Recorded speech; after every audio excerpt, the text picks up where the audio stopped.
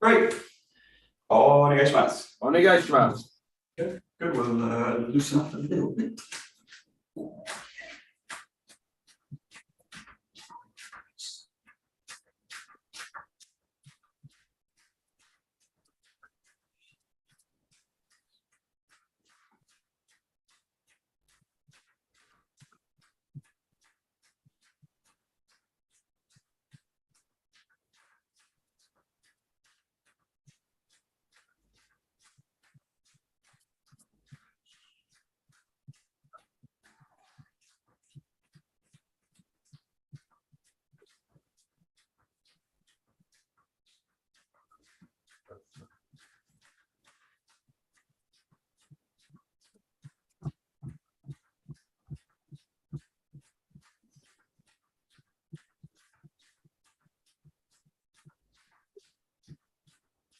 A bit working on side, so loosen out the arm on that side as well.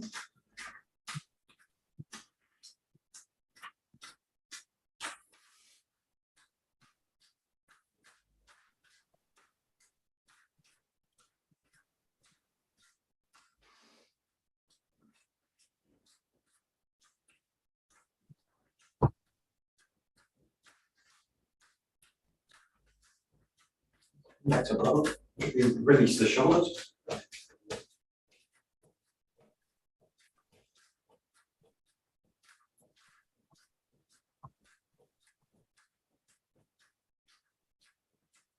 Let the toes find the ground.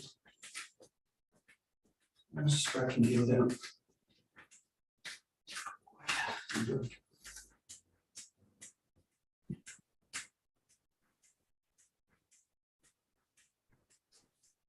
Lean down across the body.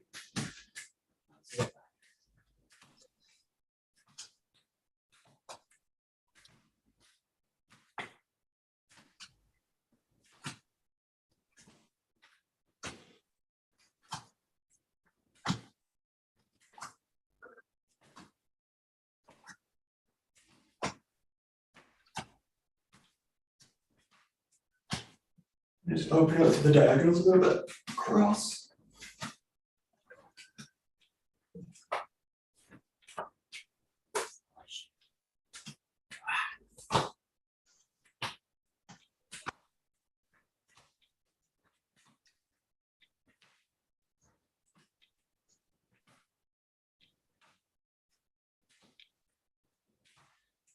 Settling the heels down, opening out the fingers.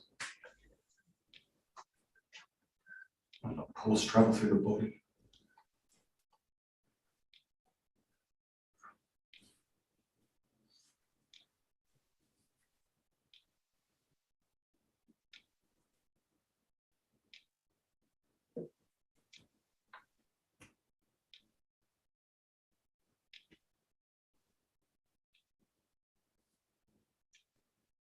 Okay, pull out the arms long, just work. So just drawing out the arms either side, the body follow it, weight sinks to one side, wonderful.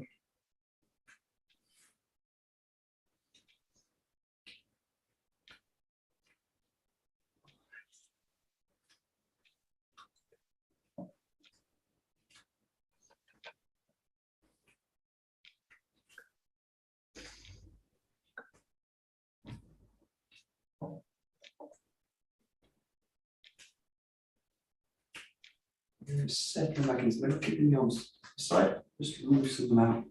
Bit of rotation. Move back to the front, long, and then release it. Knees really open. And then solid contact with the ground. The feet.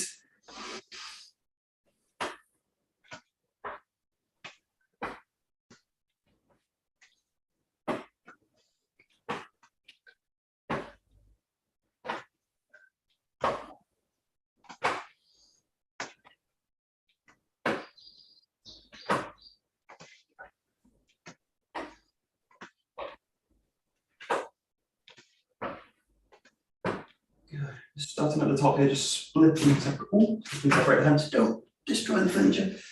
Split. And open the shoulders. And keeping the knees open. A little bit deeper with the movement if you like. Into it. And the back long.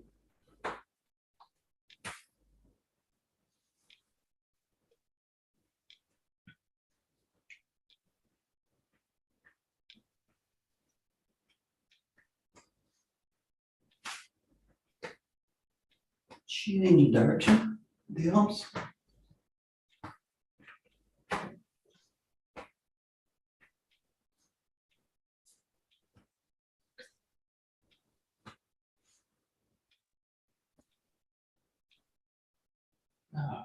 Okay, draw out the hips a little bit.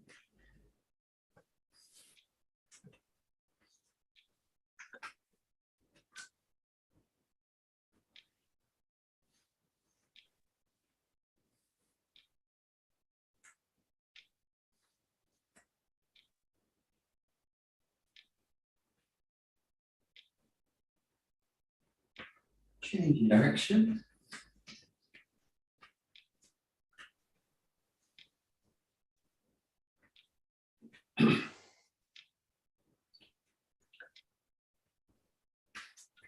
Bring the feet together.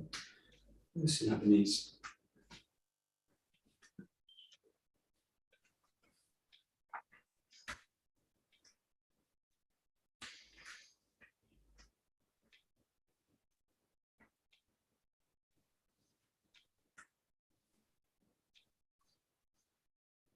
You just take one step out, rolling in circles.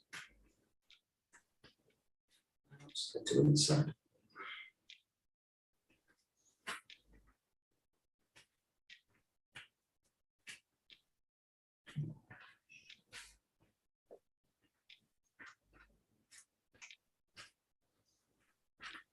And change direction, inside out.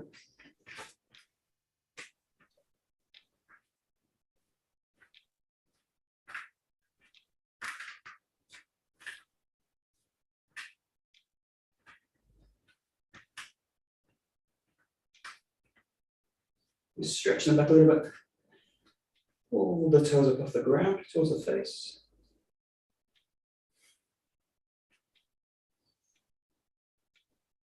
Yeah, hinging from the knees forwards, come onto the toes. Use the hands as much as you need.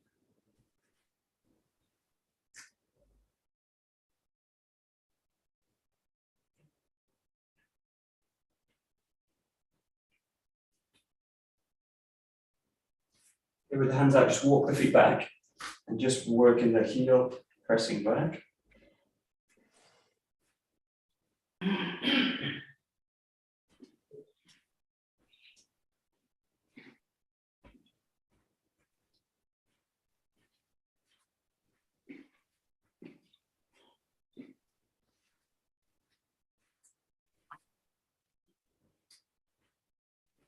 And shift the weight into the hands. So a kind of press up position. And then just work the shoulders, just going to open and close the shoulders. Keeping the elbows extended, opening, closing. Arching the back, the shoulder, and then curling it in towards each other. Keep the neck long. That's the thing. Okay, coming back with the weight. Split the legs a little bit at the back. Keep that length forward in the arms. You feel that the ears just kind of line up with the shoulders. So a nice length through the back into the shoulders, into the hands. Gently pulling the hips back. Gently lengthening out the back. You can. And then the last one, just for the ankles, just play with turning the feet. So you go into the edge of the feet and then the outside edge of the feet. Just cycle between the two. Outside edge, inside edge. Or towards the big toe, and towards the little toe. Just roll the ankle basically.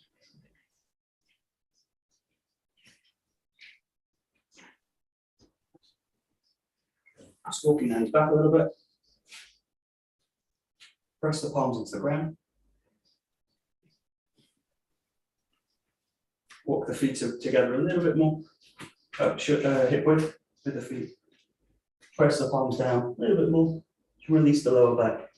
Release the head and the face towards the ground.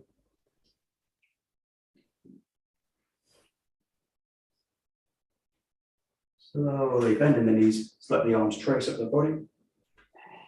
Standing. Okay, great. We'll just do a little bit of foundation work, but a little bit kind of flexible in a sense. So the first one, just find a shoulder width pose. Feet very slightly in turn, but not massively. Just feel that you've got the hips nice and anchored into the ground.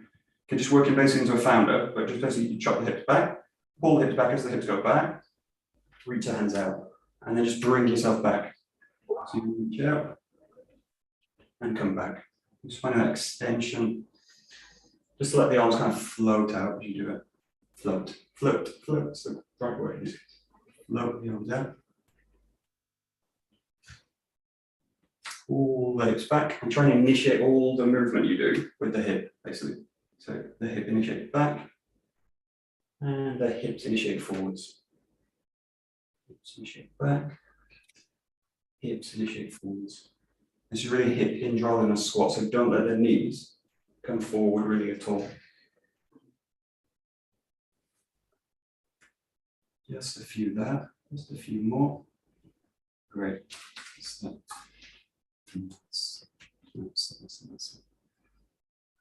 That's perfect. So then from here, just hold the next one. Just hold that position, pressing the fingertips together. One deep breath in. As you breathe out, raise the hands up, palm up, reach up to the ceiling. Keep the hips down and low. Keep the knees back over heel. Until you're equally and even in the hands. And just gently here, just roll the neck one side and the other. Look towards one arm, look towards the other. Look towards one arm, look towards the other. Look towards one, look towards the other. Keep that length through the arms. Bring the head into the center. Take a nice deep breath in. And then as you breathe out, bring the thumbs down and roll the spine down. Fingertips down. And I want to bring the feet a little bit wider here, just a touch. And what I want to do is just slightly bend the knees without bringing them forward. And just find yourself in this position so that the fingertip just in the ground. Okay, back long. Think gorilla in this case. So this is the gorilla pose. So think about being a big gorilla in this case. Big, heavy in the lower back. So all the weight's back on the legs. And then you're just going to pull each hand up. You do two ways. You can kind of scoop the arm up, or you can kind of draw the elbow close, a little bit close to the body, and then reach out with it. Just find the one that feels either comfortable or more active in terms of difficulty, whichever you want. Raise up, reach out. Just alternate the arms just a few. Follow your own pattern. Again, heavy in the lower body, light in the hands. Feel the spine really strong, engaged, weight back.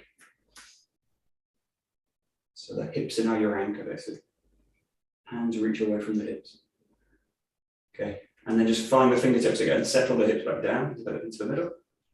And then you're going to go into the windmill. You can keep the fingers down, you can reach the hand into the ground, it's up to you. But just reach up and come into this position here. So very light with the arms, not pressing too much pressure. This is the fingertips. Again, you can kind of roll out with it, or I prefer to bring the elbow closer and then reach it out. Bring the elbow down. And as you do it, just really carefully feel that the hips basically engaging all the time through the hand. So rather than an arm movement, feel it's really a hip, leg, motion.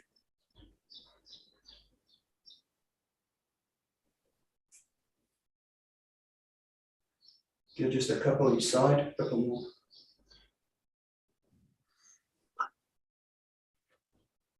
Great, just settle the fingers back into the ground. Find the shin bone. And then here, just lengthen again the neck. So just play with the neck looking one way, looking the other.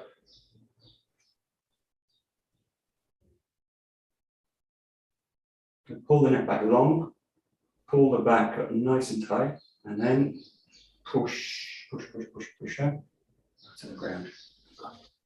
Okay, we'll just loosen out the hips a little bit.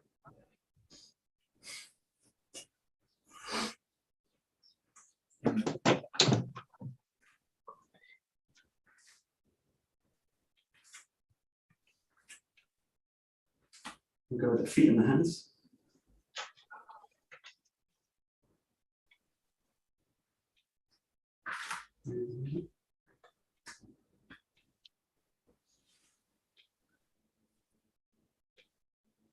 Okay, roll it down the heels, release the back a little bit.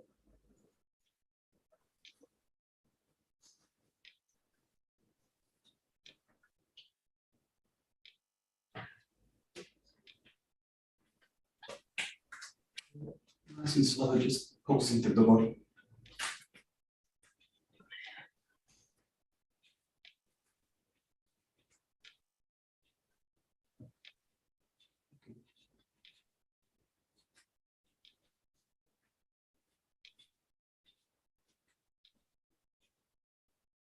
Good, the last one, just tension in the hands. So just hold the hands, fists tight.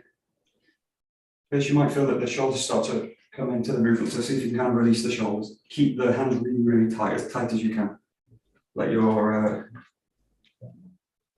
death grip, basically. Like you're gripping on for your life, or life grip. Really, really strong grip. And just feel that you can kind of loosen out the shoulders. So just play first with the shoulder joint. So that's the kind of first, where first sticking point tends to engage the shoulder up. So just feel that you can kind of lengthen them out, pull them out long. Just feel that you've got nice range of motion. We'll do some jaw work today, so just feel that you can kind of swing through that motion nice and easy. Again, whilst maintaining a kind of tight, focused grip. And the moment you sense it's kind of loosening, just squeeze it a little bit tighter. And especially for us, kind of focusing on the last two fingers. And then just take it into the elbow again. So just feel that the elbow's kind of free, it's kind of loose. You might get a bit of tension here because we do a lot of weapon work, especially sword work. You tend to get a bit of tension here, especially.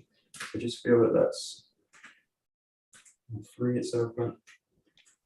And then the last one, just feel that the wrist can kind of free as well. So you'll notice if you kind of go really tight with the fist, that area tends to kind of tighten as well, which is natural. It's kind of bracing the hand for impact. So it should have a little bit of tautness to it, but not kind of locked. It shouldn't feel jammed. So you should be able to do these kind of movements. So keeping a tight fist. Okay, and then next one, just feel that you kind of engage the core as you do it. So whilst keeping all this open, all this is open, especially the chest as well. This is open. Feel that the core is basically engaged and switched on. And then feel that the hips are really also switched on. So they're open light, but feel that they can start to make a connection with the fist. And again, just notice as the core engages, the tendency is to go into these positions with the shoulders. So keep the core engaged while nice and strong in the fist. And just feel that you're kind of plugged into the ground with the feet. So you're kind of pressing the weight into the feet. Just slowly start to bring your weight one side and the other. And again, keeping the fists all the time. Fist, fist, fist, nice and tight.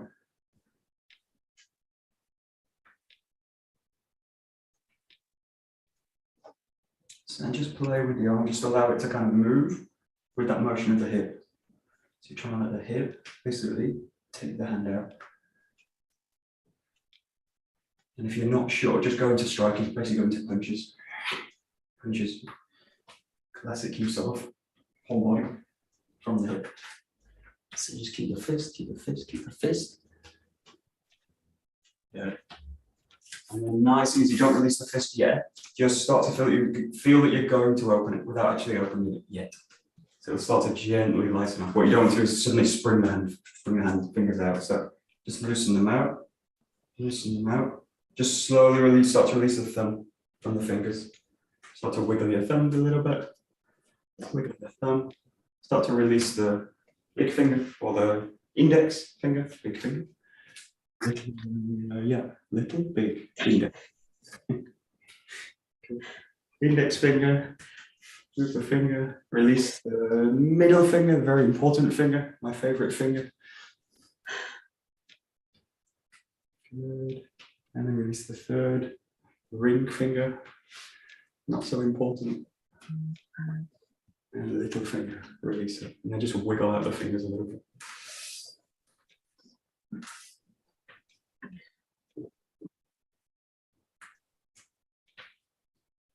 And just spreading and opening them out the other way. And open them out. And just hold one time, a couple of seconds. Spread them out and away from each other.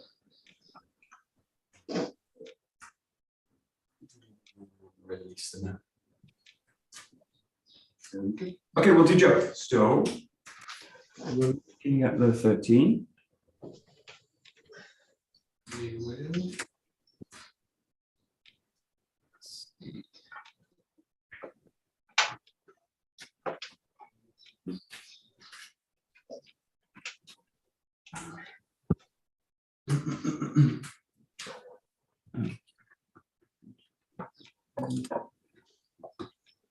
okay, so we'll look at again some more, which are really, I mean, all positions in weapon work are asymmetrical with the Joe, especially with some of the Joe movements. So we'll look at these kind of suburi, which are 11, 12, 13, and we'll, depending on how far we go, we might look back into the 13 and kind of incorporate them back in.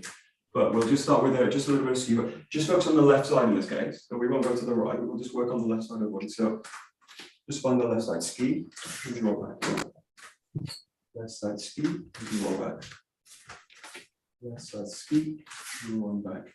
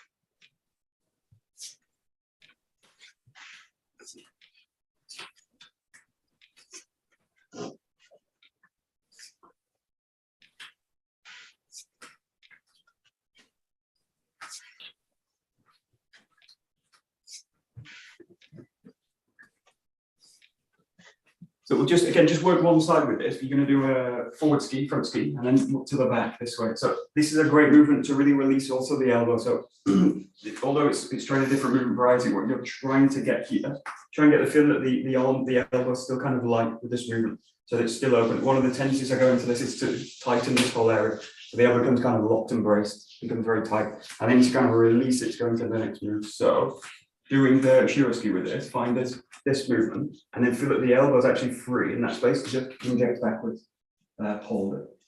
And then slice have to come back. So just that side, just kind of training that side. So you can really kind of go a bit deeper into that movement. Feel that the elbow injects to the back.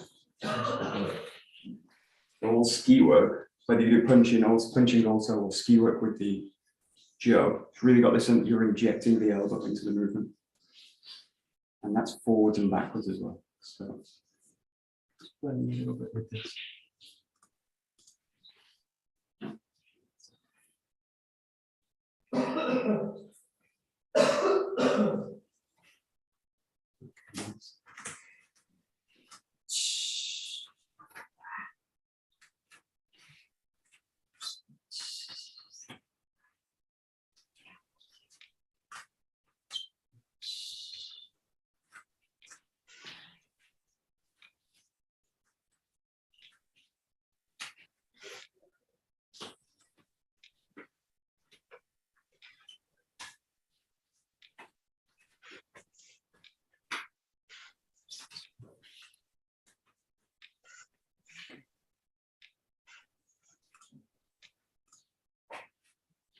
Okay, just take this to this movement. So you're just going to work in the front now rather than going back. Again, it's just to explore the elbow work. So find this ski and then release the body and then find this top ski or the high ski. And just come back with the body. So again, just working the left side first, left side ski, release it, and then with the right foot forward. Really feel that that elbow again is kind of injecting in this way. So it's a bit of a strange movement for the elbow. The first ski is kind of easy because that's a natural movement for the elbow, really. Well, this is too, but it's a bit of a strange movement here. But the elbow is basically drawing the gel into that movement. Let's play that, just working in the front. Into the front, and one to the front again. One to the left, one to the right.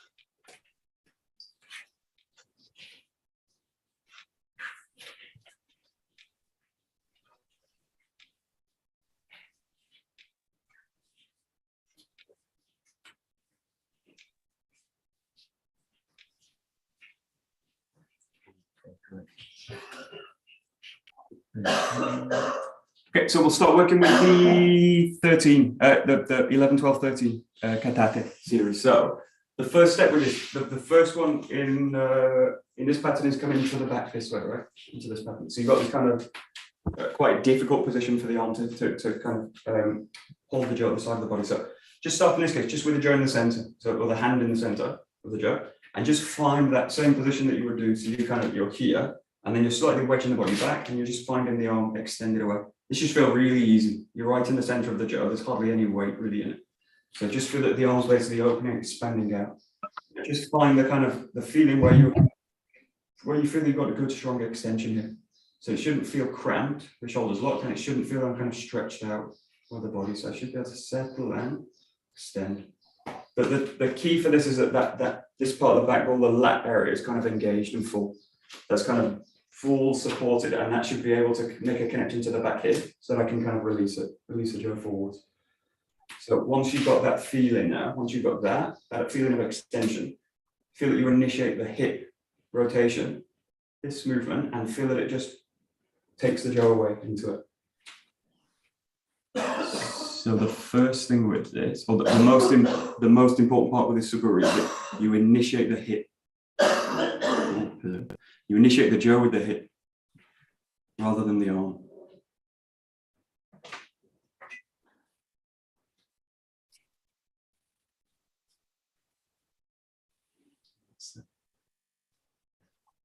That's it.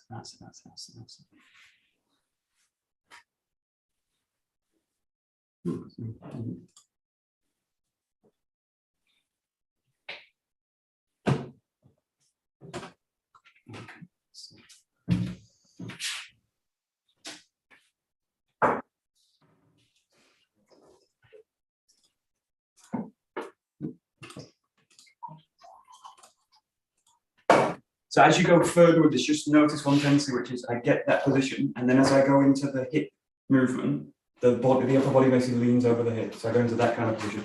In this case, I'm going to fall through the next movement, and if I'm falling through, actually, it's not true. What I was going to say wasn't true. If you fall, you actually apply weight, but you don't apply weight with control. So it means you can't really do anything else. So if you think about it, you can fall into someone, and they'll receive the whole weight of the body. But I don't have control over it. I can't really do anything else. It's not great for martial arts. So in this case, just feel that you've got this, Now don't necessarily move forward, don't take the step, but feel that you transfer the weight into that front leg. So you want to feel that you're compressing the hip right into the front, and the feeling is that you're free with that weight press, the back leg's free to make the step and just take the 𝘗 around. Don't worry so much about the path of the 𝘗. That'll come, we'll go to that next, but just think about rolling the weight over that front leg and let that leg receive all the weight of the body without kind of dropping the upper body forwards. Yeah, good, dude. Yeah, good. Good. And I feel Lewis would say it's like you peel the back foot out of the ground. So when you do this, think about that back foot, the back toes. I want to use the whole foot as I do it. So I don't want to kind of bring the foot up that way. I want to roll and peel basically the toes off the ground. I imagine they've got super glue on the feet and they're kind of, I have to peel them out, or Velcro, whatever your fancy. Velcro or super glue or something that's going to, or mud, like heavy mud. You're going to kind of roll and peel the foot out of it this way. Imagine you're in quicksand, basically. Slower the better in quicksand, right? I think. Good.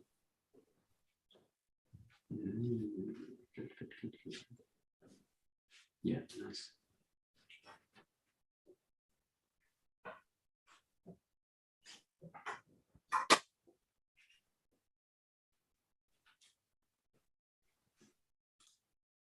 Okay, good. So we'll go to the full movement now. I'm just changing the 𝘗 because for the sake of my ceiling. So find a 𝘰𝘰𝘬𝗫 here. You're going to go all the way through, press into the front leg, and then bring the 𝘗 back. Again, look for that same position now. So just hold that position at the side of the body. Should have the same feeling as if I was in the center. So here it feels very light. So just notice, or just actually do this. Feel the difference between that weight in the body, and if I bring the 𝘗 here, that way. Now the body really needs to engage into the ground to be able to keep that position strong. If I lose the ground, the body will start to lean out of it. So just feel the difference. That position I can kind of hold very comfortably. And as soon as I make a little shift, it can even be just that. That will dramatically change the weight. So it's all going towards the back here. Puts a lot of pressure in the wrist and the forearm. So just try and feel that you can kind of equalize that tension through the shoulder, into the hip, into the feet. And the neck's also really important here. So just be careful of looking at the hand because it will also affect the body. So ideally find a point out in front of you. Yeah, just hold that position. And then again, just feel that you can release the hip, shift the weight into the leg, let the arm just stay where it is for now. And then the feeling is you want that you're gonna, with that hip work, like you knock the arm up, or I kick the arm up with the hip basically. So I don't want to feel that they go together, although that's good in a sense. But I want something a little bit more elastic, so it's the feeling that the hip rolls the 𝘗 up, or drags the 𝘗 up. Again, once you've done a few there, just allows it to kind of roll through, find the top and find that top position. And just settle into this position as well. So another kind of quite awkward asymmetrical position of the 𝘗. Just settle into it. Find the position where you're comfortable. The idea with this posture is also what we'll do next is also to drop the 𝘗 down. So it should be a position where I can just again engage the hip here and drop the 𝘗 down and drop the weight of the body into it. So if the 𝘗's kind of over here, this is very difficult to do. If the 𝘗's over here, it's very difficult for the body to do. So you want to feel that you're in a position where you can just knock the hip, drop the 𝘗 down. Yeah. Perfect. Okay, so just run through it in your own time and just you can use those pauses, you can run through the whole movement however you like. So if you feel comfortable with it, just play with the movement. But just note these points, just notice this extension out, strong extension, and then as you release the hip, let the arm be dragged and the 𝘗 be dragged with the hip. Find the top position and just settle into it. So real calm, no speed. No power, just looking at those positions basically, and how the body's going to basically integrate the weapon on both sides. And the main thing to always go back to is just hip initiated movement. So initiate all the movements from the hip base with a good solid ground contact. That's it.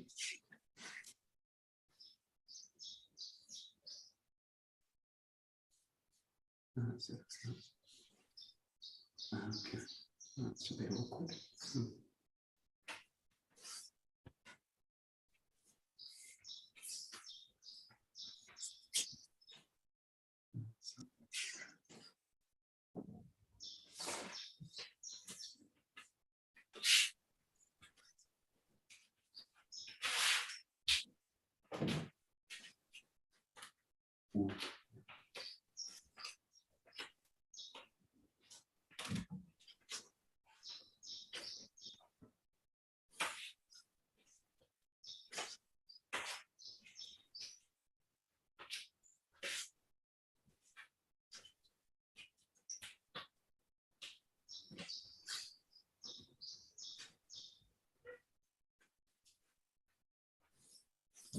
Yeah, tricky.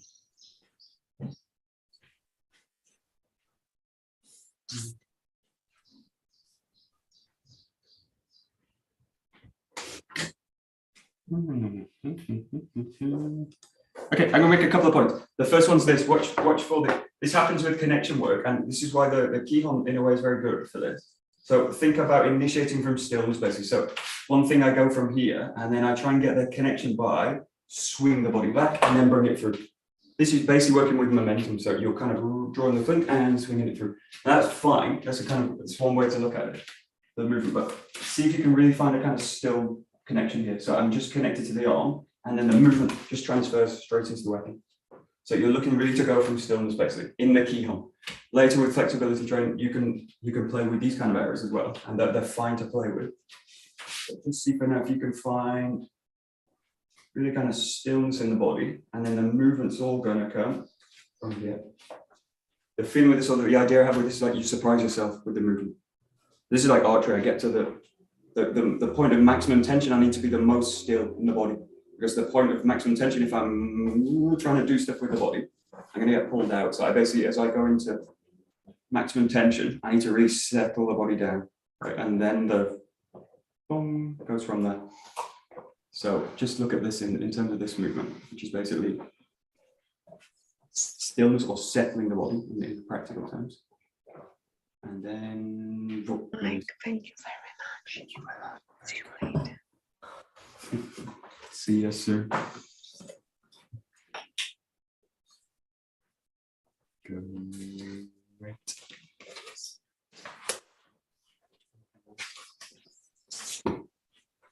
That's it. Nice job. That's nice. Yeah. Good. I was thinking, so the body's really intelligent, right? Maybe not the user, but the body's intelligent. So watch this. As I go find a solution, which is this, to make it comfortable. The J does this pathway. So it goes in, the arc is kind of narrow up. Now, if you think about what this strike is, it's really a yokomen that's rising. So it's a yokomen with this part of the J, which is going to rise and strike the side of the head, and then continue that path up to the top. So it's basically one arc which goes from the bottom to the top. Now, if I do the striking this way, it's okay. One of the risks, I hit myself in my own face as I do it. But it does, if I do hit someone with that, not that I could hit different targets with that, some really obvious ones to hit with that strike. But if I go for the head with that target, it will basically bounce off. So it will like skirt up and it will go boom. Now what you're looking for is the strike to go here and really take the side of the head. So what that means is your target. So the best thing to do with this is if you can see yourself as you do it, or you just use this height as basically area. Now, as the J crosses my center line, it should be at the height of my head, basically. That's the path. Yeah, and then it's going to continue at that path, and I finish at the top this way. Yeah. So this is really a yokomen. All of these three suburi are basically yokomen, different ways to get to yokomen, but they are striking the head, basically. You can adapt them later. Obviously, you can strike the wrist with these. You can strike different targets, but as a basic, look for this, the kind of head strike. That's what makes the angle a little bit nice.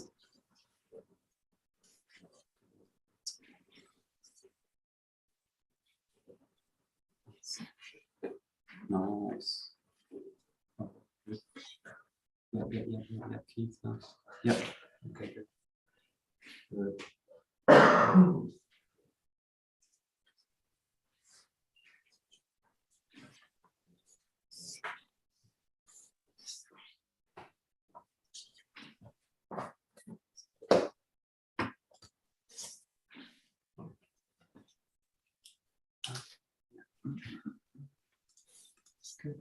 So just one exercise before we take this into a kind of flowing work. So just use this, the hand that's here. It's not exactly how we do it in the kata, but just feel that is basically palm up, and it's basically going to receive the movement. So when you go through this pathway, just allow that hand to basically open and go onto the jo this way. So one of the mistakes with this, especially when I do it fast, is that arm's not included in my movement, and then I remember that it needs to catch the jo at the end, or it needs to be in contact with the jo. So I do something like this. Now this is really easy if I do it at speed to hit the fingers as I go, or just miss the jo and worse, hit myself in my own head. So when you go fast, you can do this one time and you'll remember, don't do that again, Michael. So when you do this and you roll, and so the contact's like fingertips in this case. It's the same exercise we do like with the hasso, where that kind of fingertip contact. And in a way, the hasso is a more complex way of doing this. So you actually start this skill in this movement actually, in terms of the suburi work. So just play with kind of that and just light contact with the backhand. It's really like a stroking gesture, which is constantly in contact. That's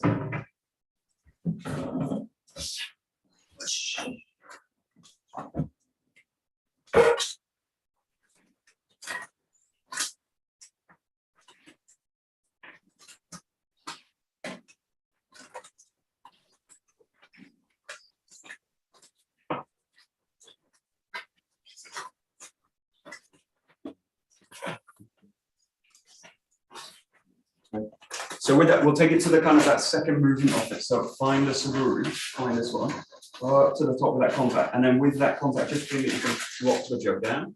And we'll do this a separate move, drop the jo down, roll back into command. So we, in this case, 4 moves. 1, 2, drop in 3, roll back 4. 1, 2, 3, 4.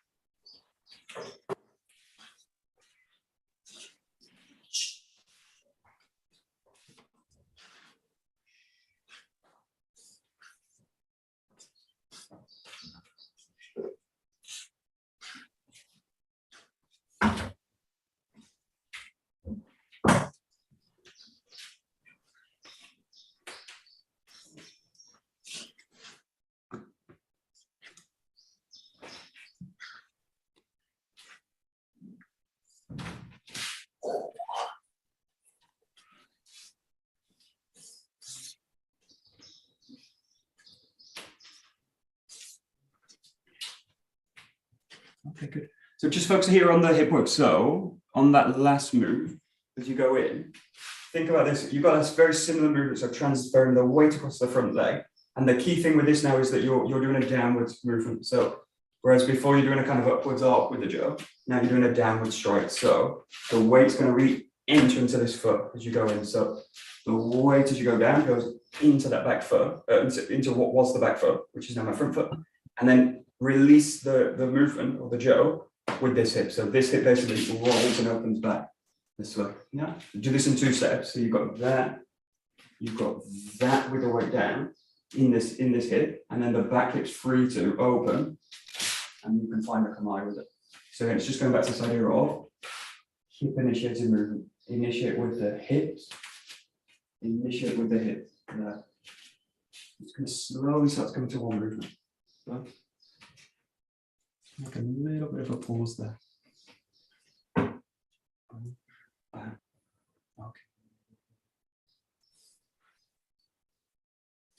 Good.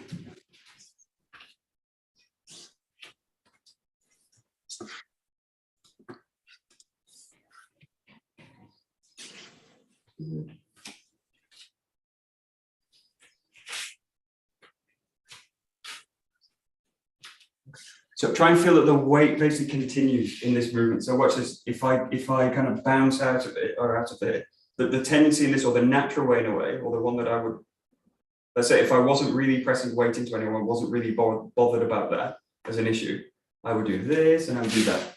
Just come back, right? So I'd release the weight and then move it. In this case, because you're pressing weight through the weapon, I need to kind of continue that way. Think that the body doesn't raise really at all, but the hip basically opens out to the back. And the weight spreads down all the time. So in this case, the weight doesn't come out of the body and then drop back. You're here, and then the weight's actually opening out to the back this way. So the body stays basically hugging the center, the hips hug the ground in this movement, basically. That's the only way I can say it. Yeah. So you hug the ground, hug the ground, hug the ground with the hip through that movement. Yeah, but don't let the hips bob, basically. No bobbing.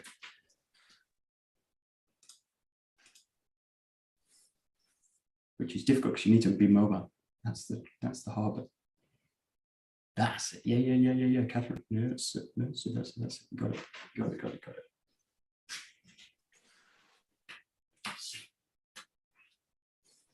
Whoosh.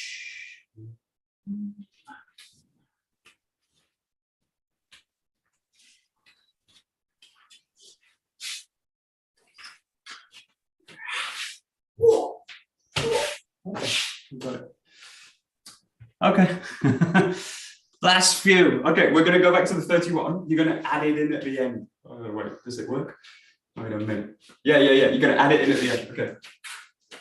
Always have a plan. Never have a plan. Okay, we're going to start with 13. So just you find a 13, nice and calm. Let's go 1, 2, 3, 4,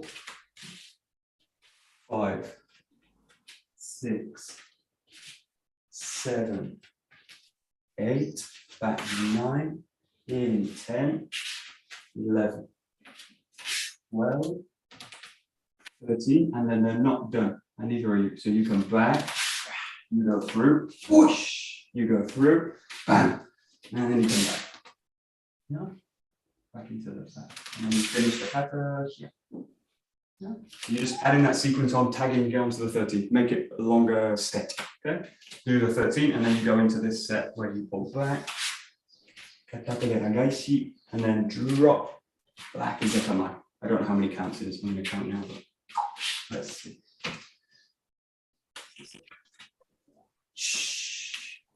Ni, san, shi, ro, 7, 8, 9, 10, 11, 12, 13, 14, 15, 16, 17,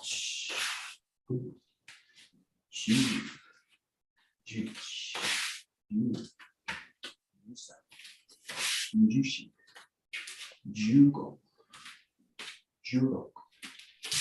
19, 20. So it's 17 count.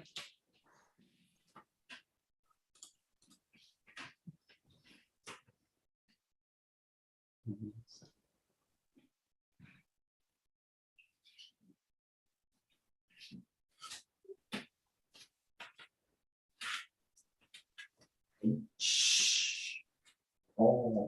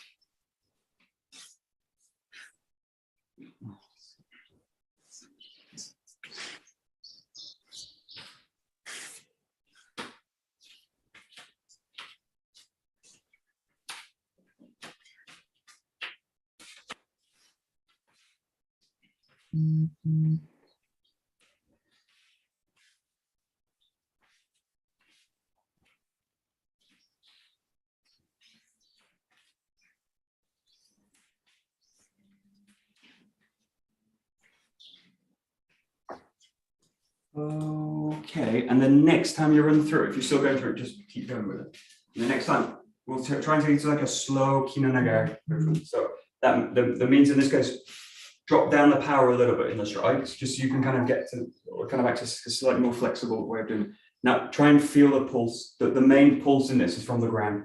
So the kind of pulse which comes up into the movement. So when you go into the ski work, there's a pulse in the ground, there's a pulse in the ground, there's a pulse in the ground here, pulse, pulse, pulse, pulse. So try and feel, or try and allow the body to weight to basically just enter into the ground.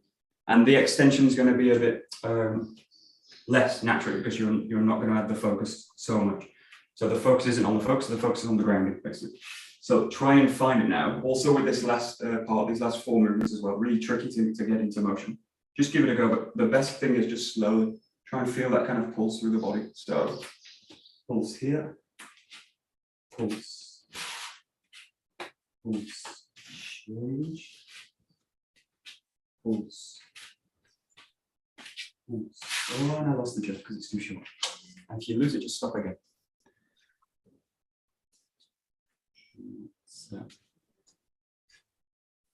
So drop the power, drop the speed, go to this slightly heavier, more flexible quality.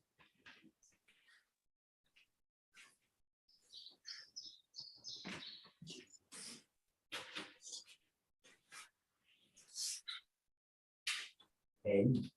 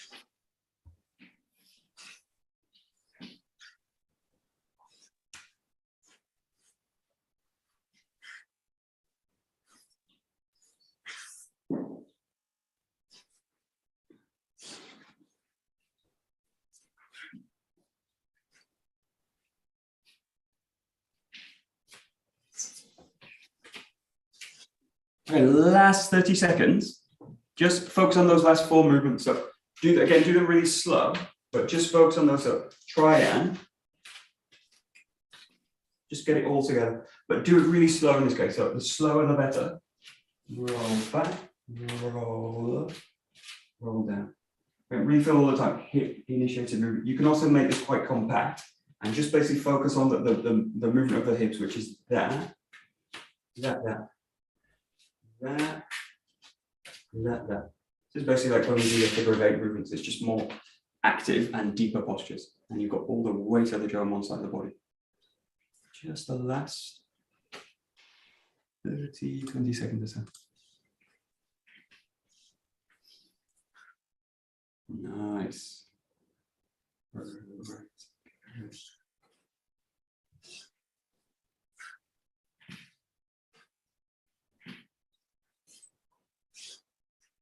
just think about being dense, which is a bit easier for some of us, don't it?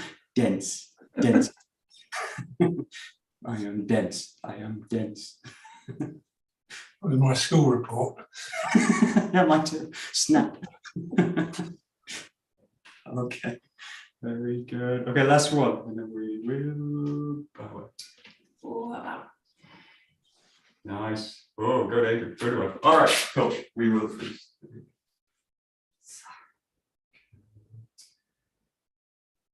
Right.